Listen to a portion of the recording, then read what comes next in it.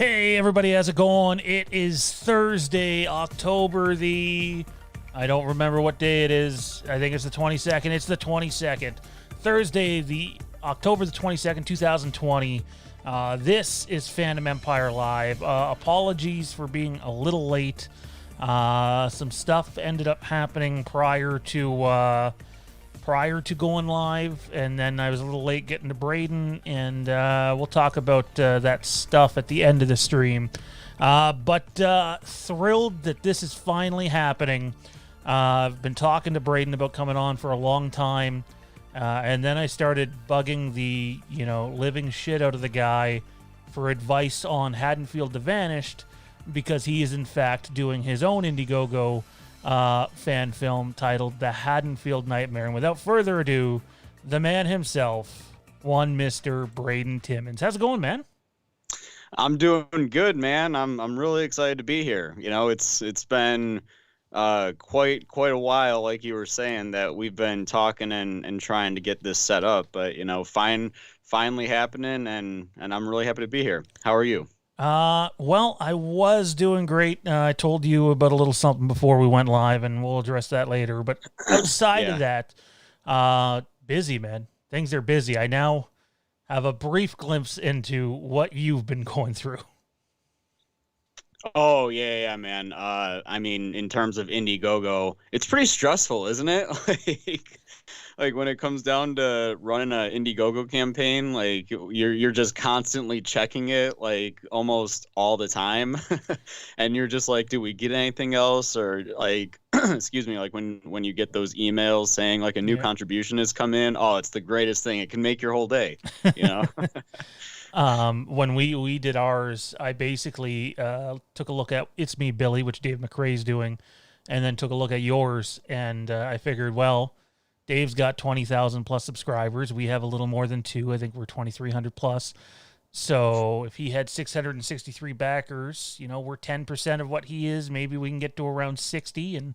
And I mean, somehow, some way, it's basically worked out exactly like that. So we aimed for 10% of what they did in terms of backers, a little bit more in terms of the funding. And here we are. And I mean, honestly, I got to tip my hat to you, because it's such a stressful process that I wanted to lean on people that had been there and done that. And if it wasn't for guys like you and Dave taking the time out of your busy schedules to, I don't know, I'd use comfort me, but at least, reassure me, no, this is what I did. This is how I did it. It was definitely a relief to have some guidance on the way. So thank you for that. Yeah. I saw an older version of myself, like a past version, I should say, of like, just trying to scramble and find out as much information as you can, because, you don't know how it's going to go. Or like, I had no experience with Indiegogo at all, like prior to setting up, the Haddonfield Nightmares Indiegogo. So I totally understand. And, I was very happy to, help you out, and I apologize for getting back to you like super late on like some stuff, but I know that like I was trying my best to get back to everything that you had messaged. So no, I get it, man. We're so crazy deep in the pre-production process now that it's like, oh wow, how in the world do I have time for anything else? Plus working my everyday job too, having a 9-month-old and a spouse. It's tough to juggle everything and not get lost in transition at times. But anyways, enough about Haddonfield the Vanished. Let's talk about the Haddonfield Nightmare. Why don't you tell us a little bit about what the film's about? A synopsis of sorts, and maybe why you chose to go that route. Yeah, absolutely. So for those that maybe don't know, the Haddonfield Nightmare is an unofficial Halloween H2O sequel. The film takes place 22 years after the events of H2O, and we are going to find out where John Tate has been over the course of the past 22 years. In our story, he is 39 years old, and he is going to have his next battle with Michael Myers. And how is he going to do that? Well, you guys are going to have to watch the film when it comes out to find out. I get a lot of questions. The biggest question that I actually get is, how did I go about that H2O ending? Everybody knows how Halloween H2O ends, to watch the film. But when it comes down to the inspiration I had for the story, is we did a couple years ago a small, early on an iPhone 8 Plus during the Halloween season, and we released it on Halloween. It's currently on my channel, and we made it for no budget, and we were going to do a sequel to that. But we were mostly just using like friends and family and stuff like that, and like production of the sequel we had started to film, but the people just were not on board with like spending their summer nights like shooting a Halloween movie, or like they wanted to do other things. So we eventually were like, all right, you know what, we're just going to scrap this entire production. And when I was rewriting a script, I was watching all the Halloween movies just trying to get some ideas. And one day I was sitting down, it was like a day in August, and I was sitting down and what do you call it? I was watching Halloween H2O, and just something hit me. Something just smacked me in the head and was just like, Braden, what if you did a Halloween H2O sequel? And I literally texted one of our producers on the film, and I was like, yo, what if we did a sequel to Halloween H2O? And like, he pretty much just like laughed at me. He was like, how the hell are we going to do that? So literally over the course of the next few nights, we started having meetings together, and we just got on the drawing board, and we started developing the story, like where John Tate can be over the course of 22 years, because we wanted it to take place in 2020, because that's when the film was going to come out, but because of COVID, obviously, we had to push back our production.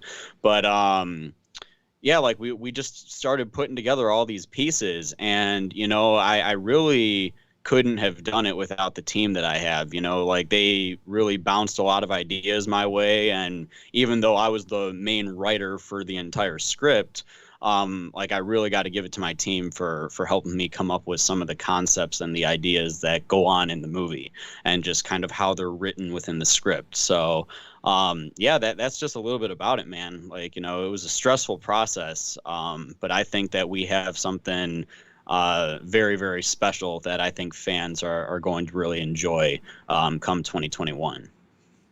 Now, I could be wrong on this, but I feel like we talked about this before. Is your target date not, I don't know if you want me saying this or not, but is your target date not October the 1st? It is. It is? Because we're October the 8th.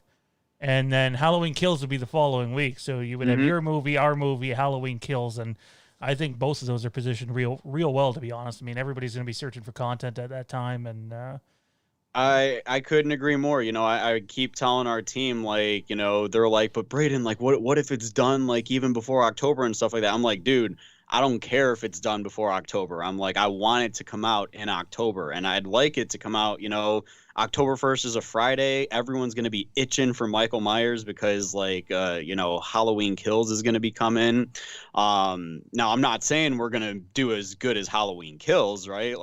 But I think it's going to, give people something to look forward to kind of kick their October off with with some excitement, to bring Michael Myers in. And then, the excitement's just going to continue. It's funny when we were talking and you had said that The Vanished is scheduled for October 8th next year. And, then the next week they've got the Vanished to look forward to. And then the next week it's Halloween Kills. Those 3 weeks are going to go bang, bang, bang. They're going to go by so quickly.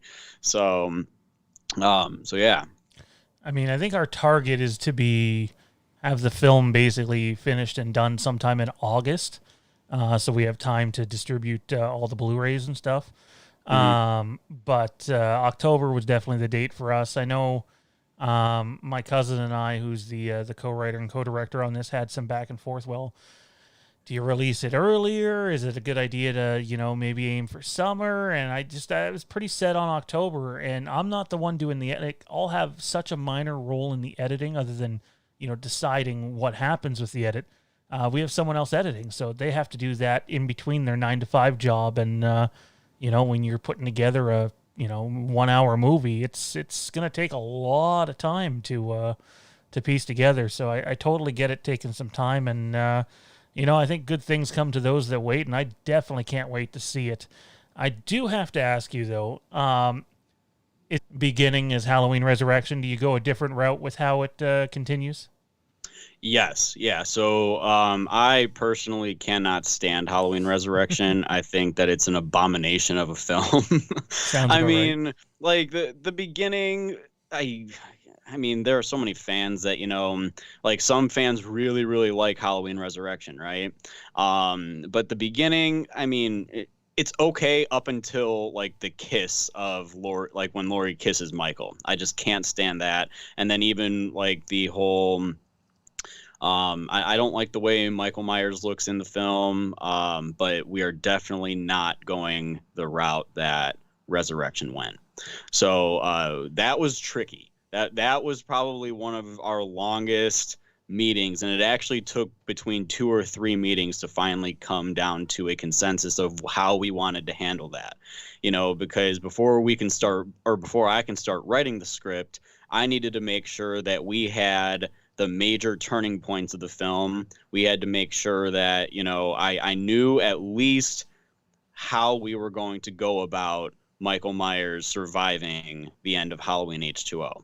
So, it's like once we finally had that developed, because I said that I want to take as much of Resurrection out as we can. And one of our original ideas was actually to include Resurrection because it has that ending of Myers, just opening his eyes.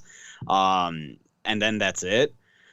But I just don't like Resurrection that much to where I was just like, absolutely not. We're not going to include anything from Resurrection if we don't have to. Now, there might be some Easter eggs to it. I actually think that there's an Easter egg almost from every single Halloween film within our project.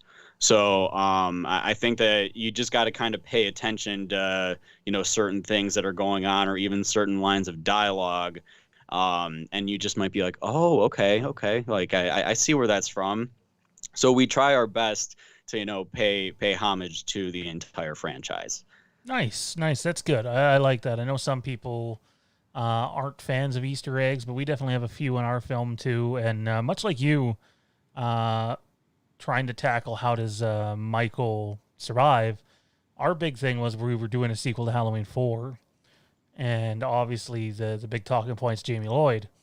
And we definitely, people love it, and I think some people might not love it at all.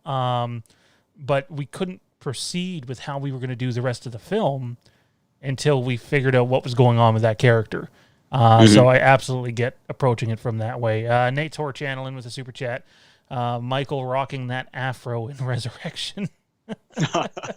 Yeah, man. Like I don't, and that was another thing. See, so the H2O mask has actually kind of grown on me, like since like studying H2O, and I've had to train our guy that plays Michael Myers like how to walk like Michael. Like I've literally just told him, I was like, watch H2O and the original Halloween as much as you can, because I want him to be a mix of like Nick Castle and Durand from H2O.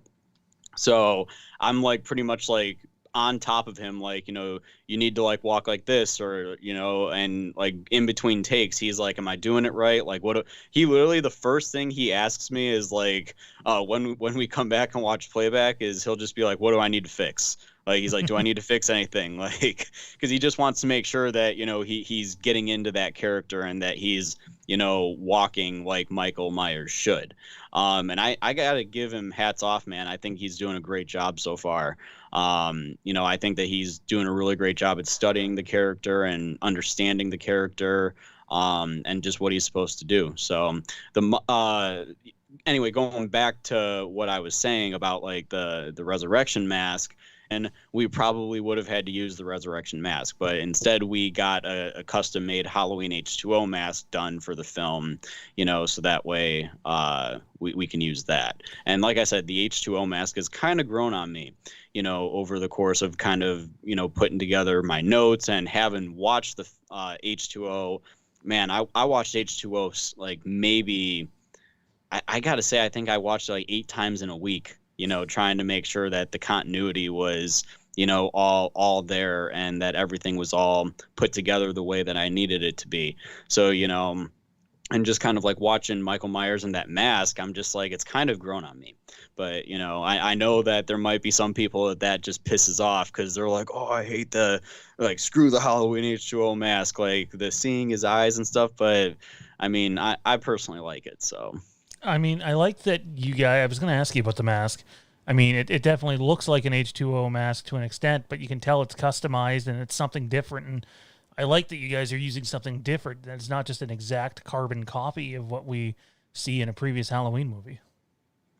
Yeah, that I mean, I got to give it to Father Phantom Studio. They're a UK based mask production company, and they are really, really good. And I was actually recommended to them from one of our guys that made our newspaper articles. Like, we had custom made news articles from a guy that his name is Sean Cadillac.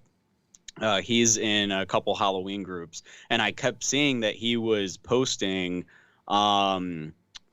just pictures with his Halloween H2O mask. And I messaged him and I was like, hey man, like, where'd you get like this authentic looking Halloween H2O mask?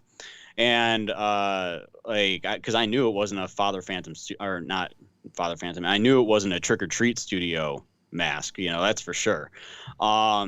So he messaged me back saying that it's a company named Father Phantom, and I looked them up and I reached out to them, and they loved the idea. I thought that do something different, but luckily, I mean, they loved the idea of like weathering the H2O mask, because I told them.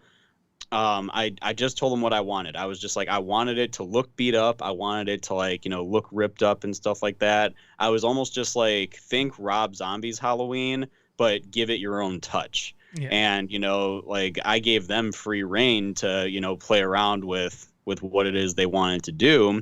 And they kept sending me updates of it. And man, I thought that they did a great job. I was really excited to see the final turnout of it. So, a couple more questions for you here, man. What was the most daunting part of pre-production before you finally began rolling? I would say securing all of our locations. Location scouting takes an ass ton of time.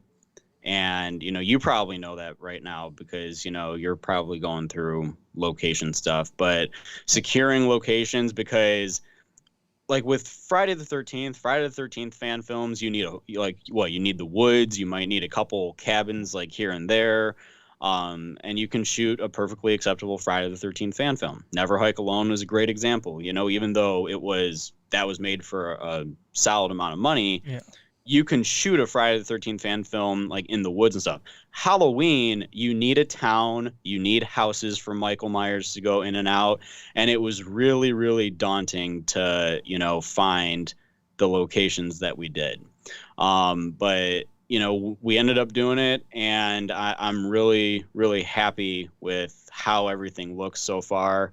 And it wasn't even that, but it was also, we wanted to make sure that, you've got these backers, you want to make sure that you're delivering, on that. So even in this pre-production thing, like I wanted to get, stuff made for our cast and crew so that they can wear and, be proud of, be proud to wear it during production, and really just, financing. The financial side of things was very, very stressful, because you have to look at the money you have and what you're going to actually be able to do with that money, right? So really it's just about balancing the budget and utilizing whatever you can. I'm a big fan of low budget, so I always try and find like if we can do something like for cheap, like not to look cheap, but you know, like if we can do something and pull it off for like a cheaper price, I'm always down and open to options. But if we have to go the expensive route, we're going to go the expensive route. But I always try to do stuff, at first, but definitely maintaining the budget and the locations was obviously a big one. So, I mean, there were some locations that we didn't get until like maybe 2 weeks before we started shooting. So it's like I'm like running around. I'm like, we shoot in 2 weeks. I'm like, we got to like, secure these things and make sure that like we get them dates and scheduling, so there's just there are so many moving parts. It's like, I know I said there was one thing, but there were so many things that's stressful in the pre-production side of things, because if you don't do it during pre-production, then you're going to get caught up doing it during production. And you do that during production, and then I promise you, your head's going to explode. So do not hold off on anything until you start shooting. I recommend getting as much as you can done, in the pre-production phase, and then kind of progress forward from there. So I can definitely relate, dude. We things are locked down pretty good up here in Canada, which obviously complicated the process for us quite a bit. I knew pretty much immediately I wanted to use some sort of cottage resort or cabin for Halloween, since you don't really see that done with Halloween. It's more of a Friday the 13th thing. Not because it was necessarily our first choice, but I was trying to think of, realistic places that we could rent at affordable rates during a pandemic. And we got really lucky with our cabin. You can tell it's been a long day. Really lucky with our cabin, and I think it looks spectacular. But like for example, we had this old gym that people rent out for floor hockey because it has these old wooden floors, and you can tell it just hasn't been renovated in like 30 years. It looks like something out of the 80s. And it was the first location we paid for and locked down. And it was the first location that fell through. We found out like maybe 10 days ago that we would no longer be able to film there because they weren't going to be renting out any of their facilities anymore because the numbers were going up higher here. And it was just like, I was just like, oh God. And like such an important sequence happened there. And like, so we immediately like, okay, back to the drawing board, got to figure out how we're going to do it. And we ended up securing a location out of pure chance. I don't want to say too much about it. And while the location doesn't necessarily feel Halloweenish, it feels more like something out of The Shining, and I love The Shining. And it was like, you know what?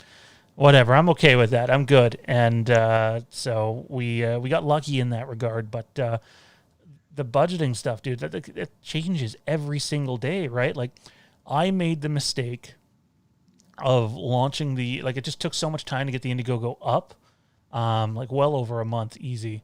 That we ran out of time basically for when shooting had to start. So I've been watching the numbers. It's like, okay, well, got to pull this out of family savings, got to pull that out of family savings. We had a few people donate outside of Indiegogo just so we had some sort of budget already. So no, I get it. It is stressful. I could not imagine doing all that stuff while shooting. I'd be done. There's no way it would work. Yeah, no. I mean, so here's like your story, and it's unfortunate that you lost that one location, right? But here's just like a quick, story, because I know exactly how I've heard you comment on a couple times is the prison location, right? I'm not sure if you saw in our Facebook group our new location that we ended up getting, like because we had to get a new prison location. So on the prison we were going to be shooting at, the abandoned one that you see in the teaser, is no longer that. We're not shooting at that location anymore. So what had happened was last year, so last August, that was we were told that we can shoot at.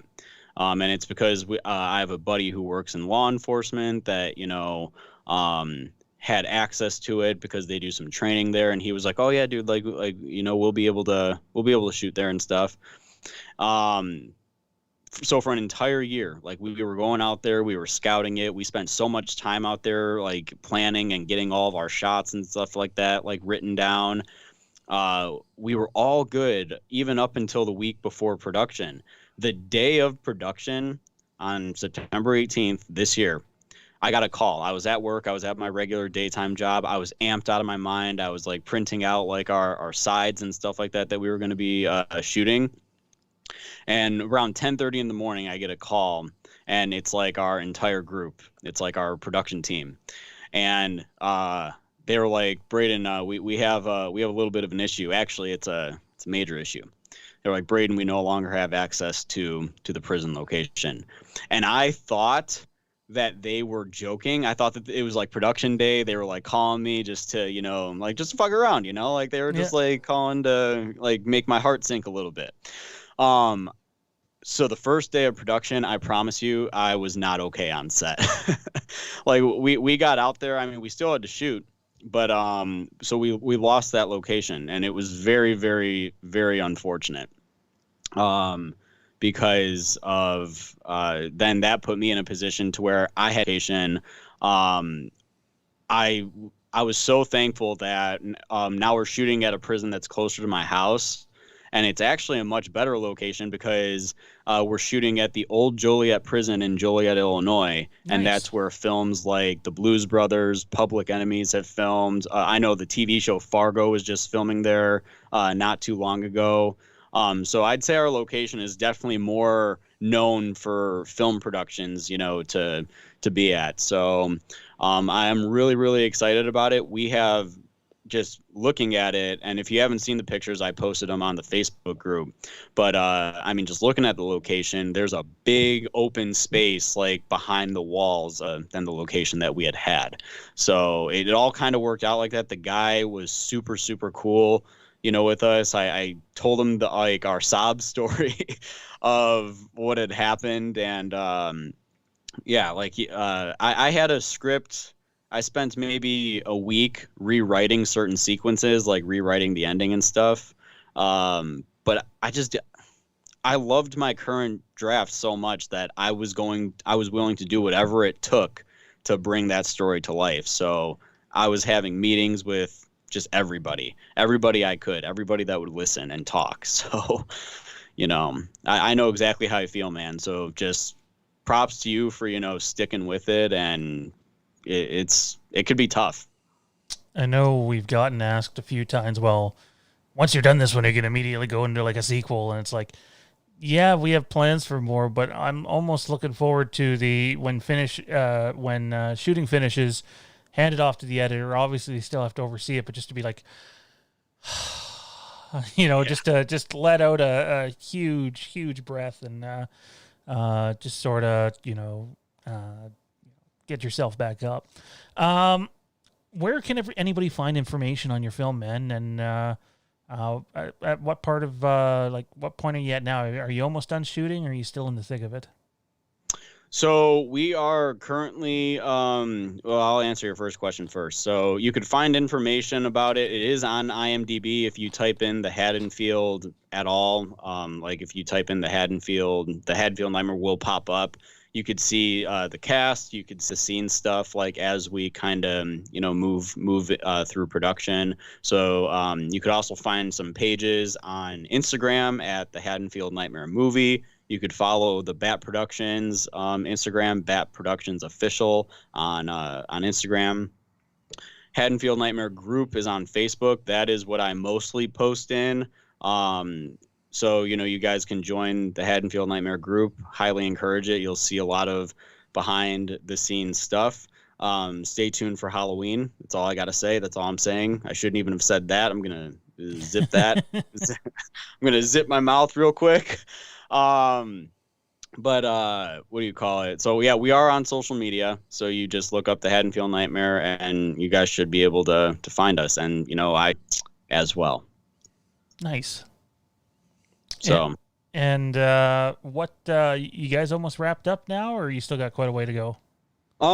So we have one more film weekend in 2020. So we are going to be wrapping up for the year we have 5 straight shoot days that we're doing November 5th through the 10th. And after that, I would say about 70% of the movie is going to be filmed. All of the prison sequences, because we stuff like that, the prison stuff is not going to film until like early March, I'd say. We're going to have a post-production campaign open, so we can, that'll be like for the finishing of production, and then like everything that we're going to need for post, like, Blu-rays and posters and all that kind of stuff. So that'll open probably early January is our hopes. And then that'll drop with a brand new poster and the official teaser of the Haddonfield Nightmare, like with movie footage and stuff like that. Nice. That's awesome, dude. Yeah. Yeah. A lot to look forward to, that's for sure. Let's switch gears here. I know a lot of people are waiting for us to speculate on what might happen with Halloween Kills, and we only have you for about 10 more minutes. So let's talk about a little something John Carpenter put out today.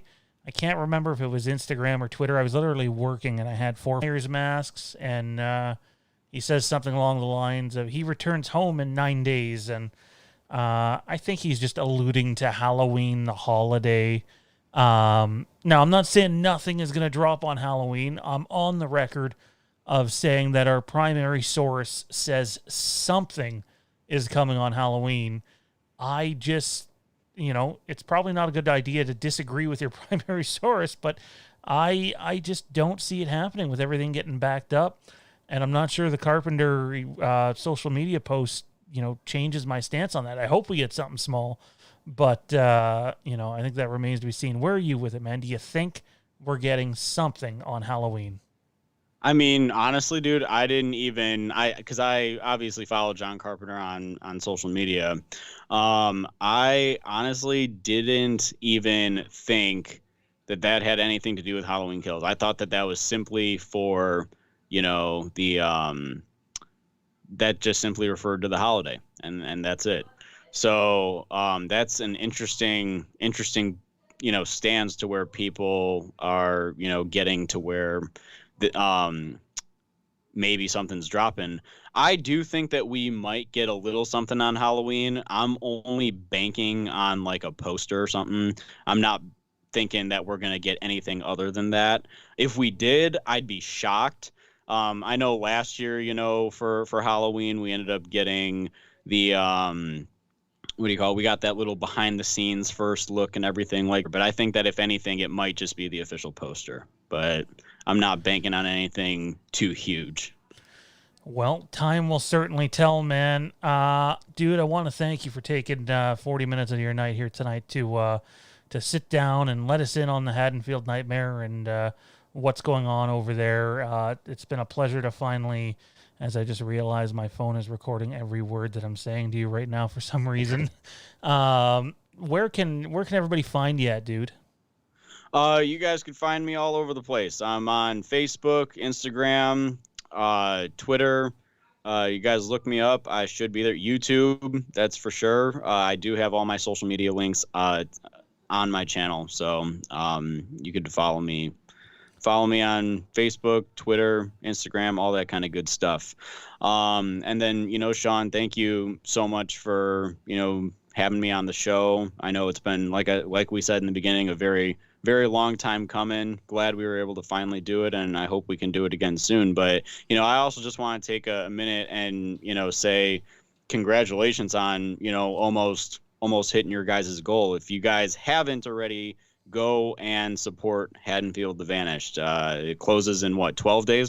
I know. I've been keeping tabs on it, man. I mean, so this upcoming week, like I said, I'm going to be snagging a t-shirt and a Blu-ray. So, it'll soon be from the Haddonfield Nightmare to Haddonfield the Vanished. And nice. I'll wear that on one of our future live streams. So. Nice. That's awesome, man. Awesome. Greatly appreciated. Yeah, we are close to hitting that goal.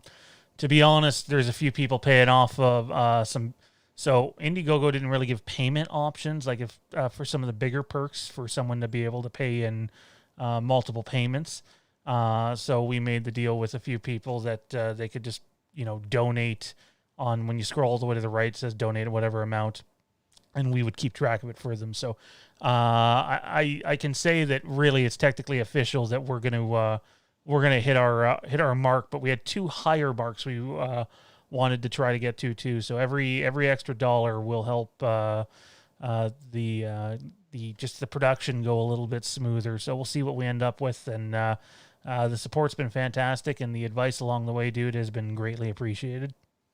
Yeah, man. I mean, I'm always happy to help out with whatever I can. You know, I think that you guys are gonna do something awesome. I am a huge on your show and stuff that you're a big fan of Halloween 4. You said it's your favorite, right? It's your favorite Halloween sequel. I get well, it's my favorite Halloween movie, period. And that big fan of Halloween 4. I mean, I think that besides the mask, I think that it's got a really great story. I think that I think that it's got some of the best, most interesting characters in the franchise. And what do you call it? I'm really curious to see what the heck you guys are going to pretty much like clean slate. Yeah. So, I mean, I want to ask one question. Yeah, go ahead. Are you doing the Cult of Thorn stuff, or is that a spoiler? No, I wouldn't say that we're doing the Thorn stuff. I mean, I don't mind the Thorn stuff. I'm a Thorn fan, but I don't think it's been done not only by Halloween films. I'm pretty positive it hasn't been done by any major Halloween fan film either. So some people are going to love it. If you've seen our teaser, which we shot for absolutely no money on an iPhone, you can tell that we're going a little bit of a different route with it. And I think at the end of the day, we're going to, if anything, tell a really, really intriguing story. And the support's appreciated, dude. But yeah, no Thorn for us. Okay. I mean, because again, I know that there are some people that I know a lot more people like Halloween 6, like when they really get into like the Thorn stuff. But yeah, so I mean that's awesome. I'm really looking forward to it. I can't wait to see what you're going to do and bring to the table. So not only next year, it sounds like we got just 3. It's like a 3 sequel weekend. It's like we got the H2O sequel, Halloween 4 sequel, Halloween 2018 sequel. So it's like it's gonna be crazy. What's that? It's gonna be crazy, absolutely crazy.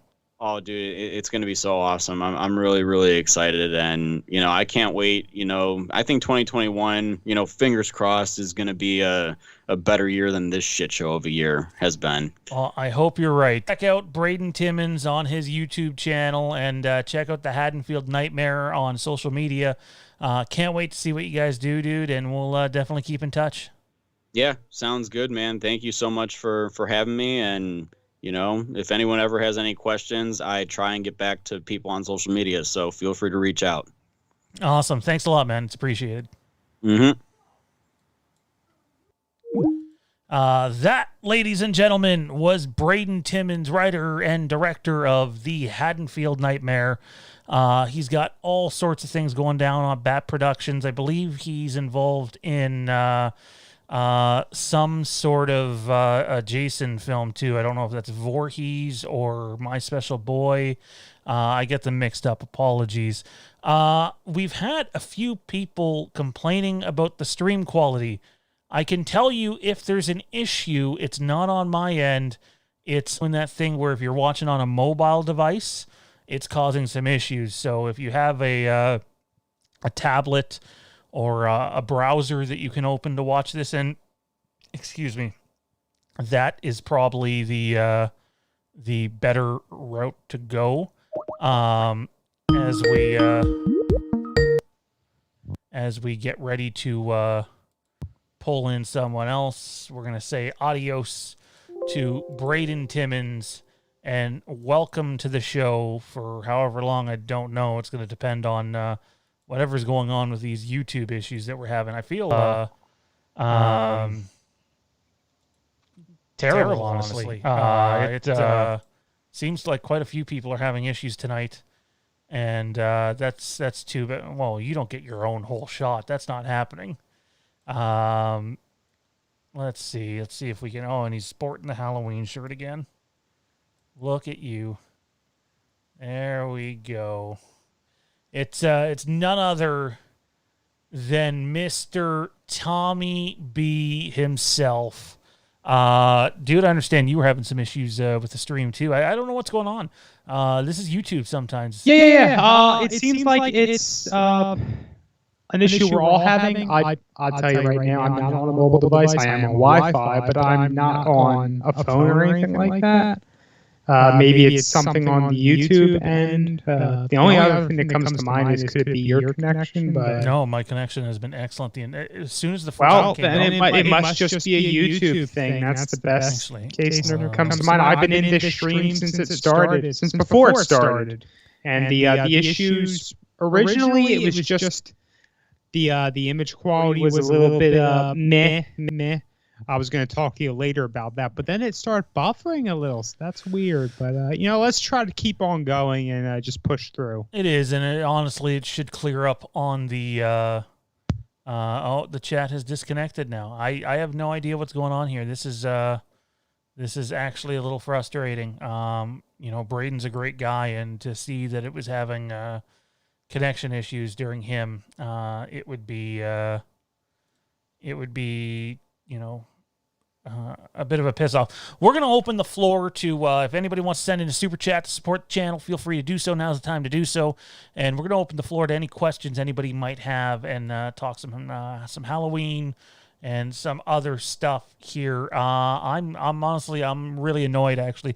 I was getting annoyed with the drive-alongs we were doing, having connection issues. But I can tell you that I haven't lost connection since being down here. And I'm going to chalk this up to a YouTube thing.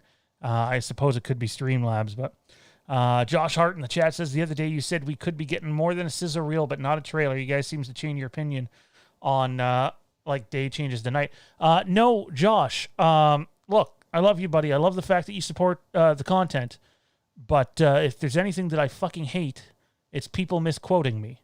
So again, I appreciate you tuning into the channel, but we said, quote, our source said that it sounds like we're going to get more than what we got last year, but not as much as what most people are going to want. Last year was a sizzle reel. Most people will probably want a full-blown trailer. Read into that what you will. But as I just said to Braden, and as I just said on previous streams, even though our primary source is telling us that, and he very well could be right. He's right 90% of the time. My personal belief, and now we're getting a drop frame rate issue, so I'm not really sure what's going on. I'm gonna assume that it's a Streamlabs issue if that's the case. But I'm telling you that my personal belief is that we aren't going to get anything. That's just the way I feel about it. This is what we're gonna do, guys. We're actually gonna end this stream abruptly. Intel Wilden with a super chat. Tommy motherfucking B. Wow. Wow. So this is what we're gonna do. Going to end this stream, and we will be back in 5 minutes. So in 5 minutes, look for the Fandom Empire AMA. We'll get it up there, and we'll do an AMA for about half an hour with Tommy B, and then we'll get out of here. I just want to reset everything and let the YouTube editing machine clean up Braden's interview and stuff. And I just want to make sure nothing gets lost in translation. So we will be back in 5 minutes.